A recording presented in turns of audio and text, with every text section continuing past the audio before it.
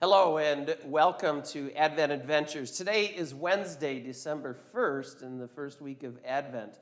Our gospel today comes from the Gospel of Matthew. And it's another one of those beautiful stories about Jesus feeding the multitude of people, how he embraces them and says, I'm going to take care of you. I love this line where it says, Then Jesus called his disciples to him and said, I have compassion for the crowd, because they have been with me now for 3 days, and they have nothing to eat. I am unwilling to send them away hungry. And that's just a beautiful thought to think about Jesus and his compassion for us. He wants us to be fed. Last week, I did a funeral for a beautiful lady.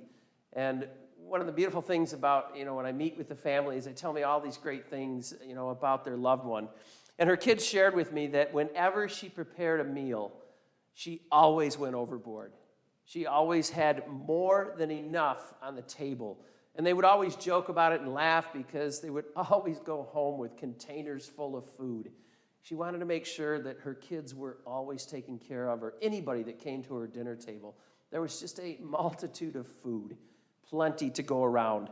Well, this message is the same with Jesus. When we seek him, when we seek God, that message from the multiplication, of the loaves and fishes is that God will provide, that God will take care of us, that God will give us everything that we need. But we have to trust in him. We have to realize that when we go to that table, there's nothing to worry about.